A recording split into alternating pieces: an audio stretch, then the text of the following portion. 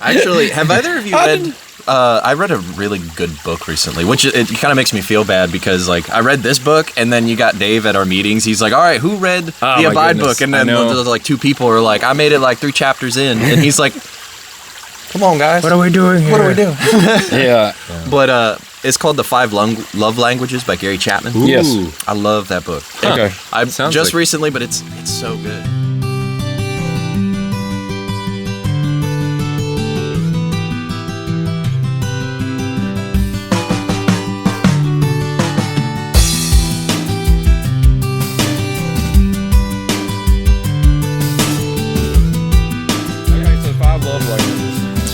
So what captured you in that book? I mean, like what sort of spoke to your heart in it? Yeah. Well, just a lot about how we speak one of the 5. We also receive one of the 5. They don't necessarily have to be the same thing, but like how you feel like you're being loved is determined by the love language that, and it could be anybody. It could be your wife, or it could be your children, or it could be like a friendship or something. Any relationship. Whatever relationship, if they're not speaking your love language or you're not speaking theirs properly, you'll feel like something's off, something's missing. So, like, for example, I've learned that my love language is physical touch. Right. That's what I receive. Okay. So, that's how you feel love. That, however, is not what Kayla speaks. Hers is acts of service and things like that. Okay. So it's if it doesn't matter how many acts of service she does, like she keeps the house clean, does the dishes, takes care of the baby, whatever. You know, I'm not feeling loved because she doesn't give me a hug. Right.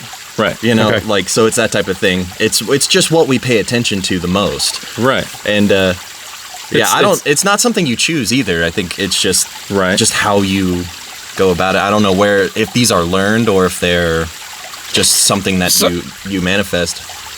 Go ahead, Ross. Yeah, I mean, it's the 5 different ways. I think the more you understand the 5 love languages and what yours is and what the relationships you have, how they're expressing their love language, you can kind of fill in the gap, be like, oh, they're doing this, that they're showing me their love.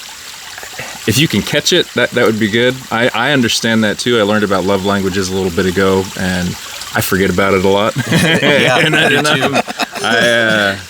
It would be good to keep refreshing that in your mind. Did you just finish reading that? Yeah, I finished it like last week. Okay, cool.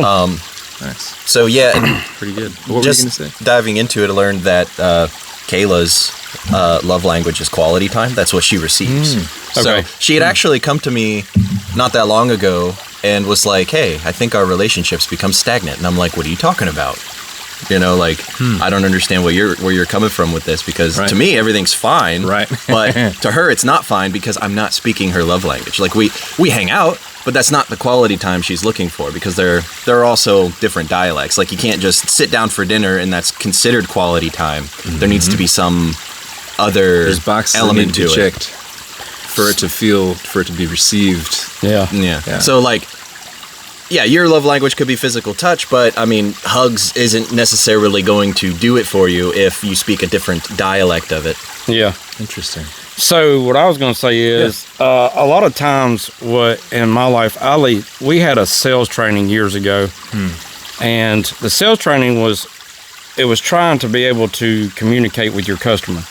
And so it taught us different things, like to look for basically their facial expression or the way when they were talking, which way their eyes were moving, if they were looking down, if they were looking up, if they were looking at direct.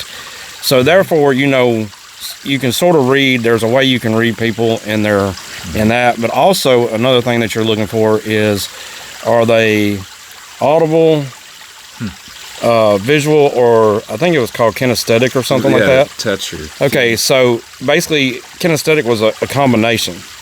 So the way it was presented to us, if I was to tell you a story right here, and I did not give you a picture or anything, and I was just sitting here telling you a story, some people will be better off just hearing the words from me about that story, and they will be able to understand and picture everything I'm doing in their own way. Some people will be lost in the story 2 sentences into it and be like, I have no idea what you're talking about.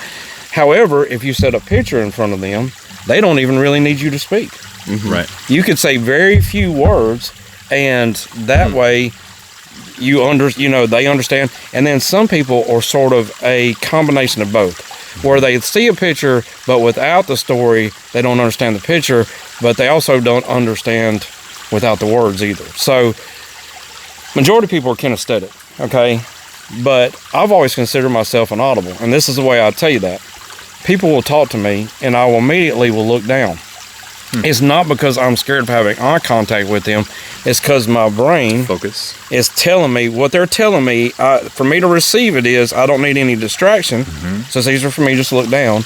And then while they're talking, my brain is developing the picture. So I lean more towards audible. I'm sort of in, not necessarily a minority. I mean, all of them are up in like close to 30%. You know what I mean? But anyway, I sort of look at that with like what you're talking about with love languages, feelings, stuff that we experience in life. I think a little bit of all of it touches us, but there's a major part of it that we look for. So even without the service side of, like, you were talking about Kayla, which is, she's a stay-at-home mom, okay? And so when you come in, there's probably stuff done around the house that some of us don't experience, or if your wife is out working, you're not going to experience that. But that service to her, if she just left everything a mess, even if she gave you a hug when you came in, I think you might have an issue after a while. If you were stepping over clothes. But I think what really comes to us is what we're sort of heavy. So I agree with that the book and the love language and stuff like that. I'm not trying to disprove anything. I get that kind of stuff, but just to me, we take all the senses in in some measure. Yeah, I think it all goes hand in hand. I felt like you got this list down here. I felt anger. I felt glad. I felt shame. I felt guilt. I felt lonely. I felt we all feel everything, but some of them, depending on who we are, just really weighs a little bit heavier. Yes, or we focus definitely on a little bit more. And I think that probably has a lot to do with traumas that you're carrying around. And that's deep. And it's everybody has it in different forms, and you may be in the middle of building new trauma right now. But Gary Chapman actually talks about that to an extent. He doesn't go like far into it, because I think he's got a separate book on the issue, but the 5 love languages, and like in regards to your children, especially in regards to discipline, when you're doing certain disciplinary actions, the love language that your child speaks will make the discipline vary greatly, because like for example, if mine is physical touch and I receive like spankings when I'm a child, that spanking could be much worse than somebody who doesn't care so much about physical touch, Yeah. Hit me again, Mom. That didn't hurt. I love it like that. What are you going to do, spank? Yeah, go for it, buddy. You can't hit me hard enough. I know you. And that comes back to love, though, because discipline outside of love, I think parents, even godly parents, if they step outside of the love factor of discipline, it can be wrong. Not that they're a bad parent, but like in that moment, it'll be a bad decision. The punishment won't fit the crime. It'll be much worse for something much less, or it'll be much less for something much worse, and you'll get the wrong idea. Yeah, and the reaction we were talking about a little bit earlier, your reaction gets into that, and all of a sudden, passion can be put in the wrong place. Exactly. Yeah. And all of a sudden your kid angered you, ticked you off, because you got a right to be ticked off, but you just, waylay him a couple times on the butt, and next thing you know, you're like, you know what? That was a little bit rough. That was not only rough, but it didn't teach him anything, or her, and I feel all you taught him was to just be, I feel shame. All you taught him was to just be, scared when don't do that again, or else I'm gonna beat you. Well, and a big part of it is almost like showing them that what they do is just wrong. So like you hit on shame, like that seems to be what's reinforced most of the time when you discipline out of anger. And it's unfair to the kid, in my opinion, because usually all that anger isn't just because of that moment that happened. It's all the other stuff you're experiencing in life, and you're trying to keep it all together, and it just pops in that moment. You're like, ah! I'd heard Jordan Peterson talked about this a little bit, about like you can really make your kids suffer if you're not careful, especially because like one of his rules in the 12 Rules for Life is to not let your kids do anything that makes you dislike them. It's a great book. Because, like, say if they're being, like, say even if you're out in public and they're being just a little bit annoying or whatever, but you want to, you know, put on a face for the crowd or something like that. You don't want to, you know, do something that might make you look bad. You would usually do, you know, so you'll around. let them get away with something that you normally wouldn't or whatever, but then you're just kind of quietly seething about it. And then they come to you about a half an hour later, they've completely forgotten about this thing that made you upset, or they didn't even know it made you upset, to show you something that maybe they made a drawing for you or whatever, and they say, look at this, look what I've done for you, I'm trying to show you this, and whatever, kid, go away, you know. Right. Like, you have resentment toward them, because and then, you're like, I held on to this. Then they can end up with the wrong idea of you not feeling, you know, like you care, like they feel like you don't care about them, you know, because you're holding on to something that they don't even know that they did. Right. Yep. Yeah, and it's I guess all that stuff could potentially be solved later in life. Be like, you remember all those things that happened when you were But I think 9 by the years time you old? reach adulthood, that kind of stuff, it's, you know, amplified a little bit. And there's that trauma we were talking about earlier, you know. And Well, you got both ways though there. I mean, it's like me and my father-in-law were talking yesterday. You've got the two kids that are brought up in the same home, and they might both have an alcoholic father. Right. And you've got one, when they grow up, they both seen the same trauma, they both been in the same fights, they both got, you know, whatever's happened, they both were in it together. And then you got the one that grows up that will not touch alcohol. They know the destruction of it, and you got one of them that can't give it up. Yep. And yet it was the same household. And so I think, you know, overall we deal with our lives and the messes that what has been birthed in us, that we've given root and helped grow ourselves. And a lot of people are harsh and say, well, you did this to yourself. Well, in a sense, that's not a lie, but at the same time, there's a whole other lot of factors that come into that. Right. But the dealing with the root of it is where you got to go back to, and usually it's birthed in trauma. Yeah. I can't tell you how many. I didn't recognize this as when I was younger, but so many kids have seen things or had situations happen that are just, if somebody's not there to pick them up or to talk some type of, to me it needs to be godly wisdom, but at least some wisdom, then what's birth, what takes root inside their hearts and their lives, sometimes burns them for a lifetime. They don't want to be around people, sort of like, you know, this feeling of loneliness, you know, apathy, you know, I mean, just separating themselves from everybody. And it's allowed, it takes root and never gets rooted up. And so they just live the rest of their life out from that. I think our young people are a critical age of stuff that goes on and the way they view things. I was talking to one person yesterday, and they were talking about the struggle that this girl's going through. And it's somebody in their family, not their direct kid or anything. And they, like, that was their niece, and I was like, you know, we didn't go in depth about it. And he said, she's 17 years old. And I said, well, the transition from a young person to an adult, they want to start making their own decisions. And so they push the line on what decisions they can try to make. And in that, generally, a kid that's been raised up in church, guess what one of the first decisions they can try to make is, I don't want to have anything to do with church. It's usually the first thing they push back on. They don't care whether the church is good or bad. They don't care about the bathrooms, if they're nice.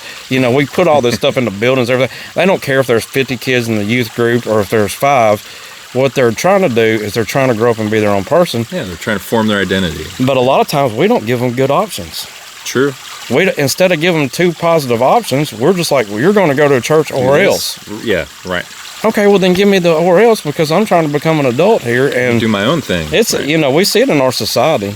And I think our society, is the one good thing is that we've picked up on that there is emotional damage in people, and people fight that, and we're trying to address it. I think the one bad thing is that we've got so much material on emotions that we've gone away from some of the the root problems too. But anyway, No, for sure. I don't need to ramble on. Go ahead, Ross. It's your turn. Yeah. It's your turn. Let me see. Start up that ramble engine. You're going to have to edit a lot of this. No, man. Jordan, we only got 30 minutes of material. The rest is just Bobby. For 6 hours. We'll have to film again next week. No, that's okay. That's why we brought you on. Ramble away. Yeah, exactly. Yeah, no, that's we appreciate. Takes the workload off. We don't have to talk about it as much. Wait a minute. Your first 15 minutes, I'm going to tell you, I thought that thing was muted. So there's no telling what I said. No telling. I'm sitting there thinking, Lord, did I sing a song that nobody wants to hear? You know, just what was going We'll have on time here? for that later. We'll have time for that later. Not sure we want time for that. You can always make time for a song. Okay, so Yeah. No, I feel like we got off on a good start with all the different things that we wanted to touch on today. yeah, we can touch up on them. So I'd like For to hear sure. your opinion on I'd really like to hear your opinion on like kids, and because you got several that are at a young age, Yes. and like I remember, this is me rambling on, people. I remember when we took in James and Anthony. Eric was a teenager. And I think Cole was a teenager at the time. Maybe he was still. They were in double digits anyway.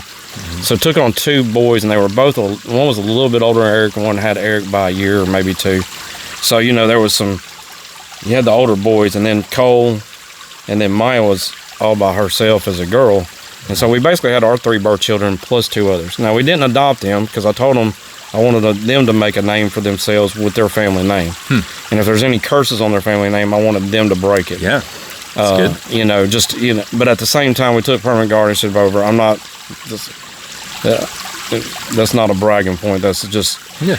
But what it did in the family structure, I did not see coming. It created I don't want to say bitterness, but it created a competition in Eric as feeling that he was still the rightful oldest child. Okay. And in that, you know, that developed over time, and some of it calmed down. And I'm not saying that it was bad. I'm just saying I never saw that coming. Right. It's not something you factor Eric's in. my oldest birth child. Yeah. Nobody can take that away from him. Yeah. Not even he can take that away from him. Right. And so, but family structure and dealing with kids and emotion and stuff like that, I feel like I put them in a safe environment. I feel like we provided for them very well. We did some neat things. We're not rich by no means. It's not like they got everything they wanted. Right. But watching those events and lead to later on in life, and I'm still watching it. You know what I'm saying? The kids are still. Yeah. Eric's only 24 now, so you know, I mean, he's still. But that's the reason I like to hear from you, because when you have multiple kids and they're at a young age, you might not realize how delicate it is what they see or what they perceive. Right. And I think sometimes they don't get a clear picture of why we do what we do. Yes, and I don't know that everybody gets that benefit at any point in their life. You know, some people seem like they grow into that and like they're finally like, oh man, it all makes sense. This is why my parents acted that way, or what I thought was them being mean to me was actually them trying to guide me and keep me on some rails that were going to put me in a place that I'm going to feel fulfillment from. They didn't hit me with the brick wall. I just ran into it. Now I see. That was just... They were trying to get me around it. You're right. They were always trying to, like, just go this way. Come on, okay. You ran into that one. No, all right. No, so when we had 3 kids 5 years ago, and I remember being at that point in life when, like, man, our youngest child was getting up there. I felt like I had lost the childhood, and the years prior to that, I had a lot of struggles with alcohol and whatever else, just being ridiculous. And I felt like, okay, when we learned we were going to have the twins, I felt like that was like, all right, this is my chance to do it right, you know? I still am hoping that I get the chance to do it right. They're 5 years old now, and we're all growing together as a family. You know, things have never been better than they are right now. What we've all gone through has been really intense for everybody at different moments, but it's interesting because I wonder if this is just common for the oldest child. You mentioned your oldest. It definitely seems like there's this rebellious streak going on, and like this, I got to prove myself. I'm making a name for myself, sort of thing. And we're noticing that with our oldest. She's 12 now, and she's been through all of it with us, all the different drama between her mom and I, and just all of us as individuals and the different trials that we've had. But she's having a lot of the same struggles now that we've been growing through. Jackie and I, my wife and I, we're seeing a lot of that kind of surface in Juniper now. It's like she's trying to figure out how to deal with all of this that has been built into her because of the environment and her personality and all of that. So it's interesting. We have as you might imagine, her and I have a lot of in-depth conversations, and I do a lot of talking, and she does a lot of staring at the floor and like, all right, are you done yet? Come on now. I've heard this all 7,000 times. I get it, Dad. Okay. But you don't. You do it different if you got it. When Dad's a scholar, you receive a lecture every day, regardless if you want to or not. Are you taking notes? Are you taking Come on. notes? Gotta say the same thing all the time. Here's your pen. Here's a highlighter. But Dad, it's dinner time. I don't care. Write this down. It's more important than that. Did you finish your essay? Did you finish your essay? We do a lot of writing. The other day, we had a moment where she's struggling with a lot of using her anger in a passionate way toward a result that is going to be beneficial for her and not put herself into somewhere that's actually she's feeling regret or depression because of it. And I've always been of the mindset of treating my kids like adults, because that's what we're raising.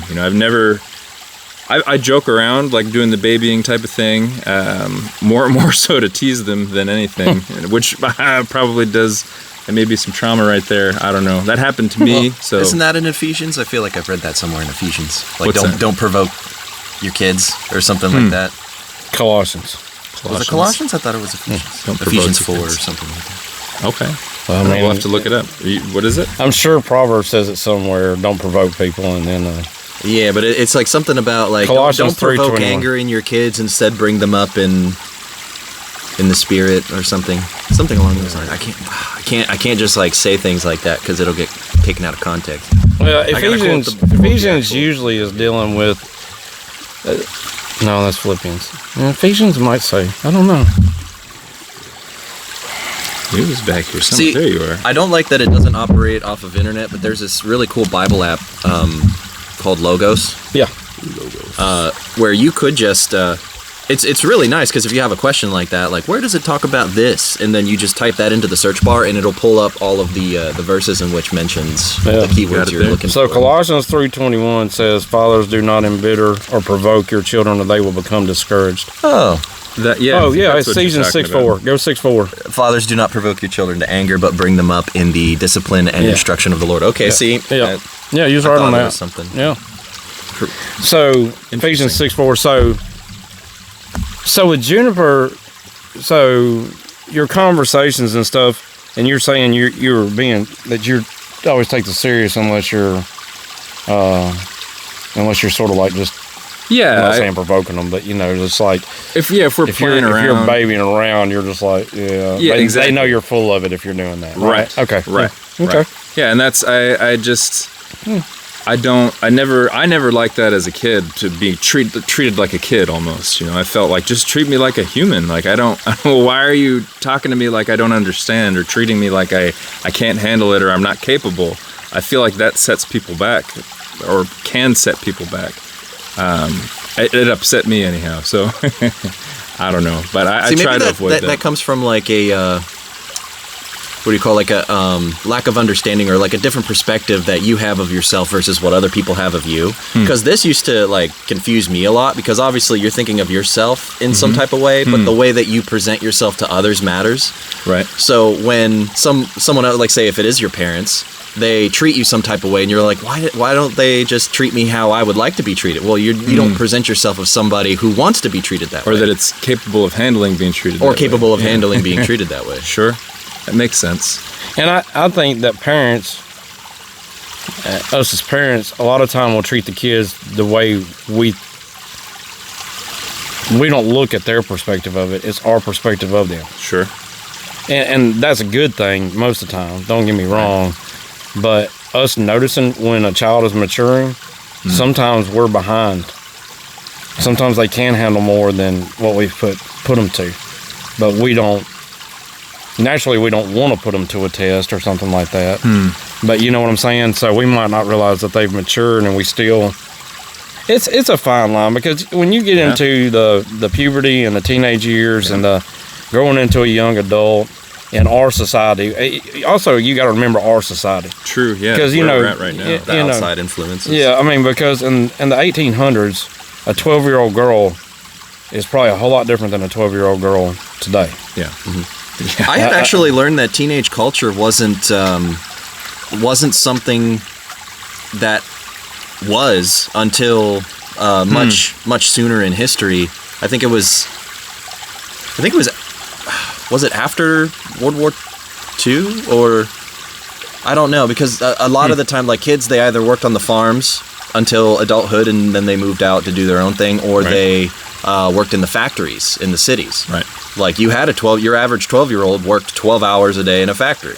So it was, but then something had happened. I think maybe it was the Depression or something, where like factories got closed down, or that the kids didn't have anything to do at that point. So they were just running off, committing atrocities, and then they put them in high school, because it was then if you were a teenager, you didn't go to high school unless your parents could afford it. So it was only a certain amount of kids that ever went to. Everyone went to 8th grade, and that was it. That was the cutoff. Interesting. Well, I know here in the South, or I'm not going to speak for everybody in the South, but the majority of the South. So usually the kids you heard dropping out of school and never completing were farmers, and it's because their family needed them on the farm more than they need them to be educated. Because what were they going to do when they grew up? Farm. On the farm. Yeah, exactly. They're old enough to read and write now. We're good to go. We don't need to. Yeah, if you have a basic understanding of like reading, writing, mathematics, you could do whatever. And it's a debate, how important is college now, how important is degree, and we see that changing in our society over time because of technology. I mean, I go and tell you, the base root of what everybody's built on hasn't changed for years. Yeah. The technology has made it appear that way. I heard one guy say, used to in the 70s and the 80s, people started being cared. Kids would play out till dark. In the 90s and 2000s, they were worried about somebody in a white van offering them candy and driving them off. Okay. Yeah. Well, in 2024, the guy with the white van and the candy is sitting on their phone right now, and they're sitting in their room talking to him. Yeah. And the parents have not put up safeguards of the villains that have come after their kids today. He's just not on the road. And it's so, if you look at the way society has changed and technology has changed that, some of it can be healthy. I've got a phone and I've got a Bible app on my phone that I can sit out here in the middle of the woods and look up scripture, right? That's nice. Yeah. That's fine. You could text each other, and we didn't have that when I was young. Right? There was no parents tracking you on Life 360. You know what I'm saying? There was no Life 360. It's funny because my parents just signed Kayla and I up for that last month. Yeah. Keep an eye on you. So, you didn't have anything like that. And today we have all these, what we consider safeguards, but yet the villains have the people things that are meant to destroy your children are just at hand, if not more, in this society than it's ever been before. Because it's at their fingertips just like the good stuff is. Yeah. And so I don't know how I got off on the... I think it all tied in together. But being more proactive when it comes to raising your children so that you can help protect them from... But, you can't protect them from everything, and especially when they start reaching that age where they branch out, start to try and make their own decisions. The best you can do is make sure that they're prepared to deal with the things that come in. Yes, they need to be aware of what the society actually is doing. If you keep them in a bubble and act like all this other stuff isn't out there, I think that's a lot more damaging. Yeah, that's a lot more detrimental. I think. You live on a big enough farm that they never are going to be exposed to that, I guess. But I think that's pretty unlikely.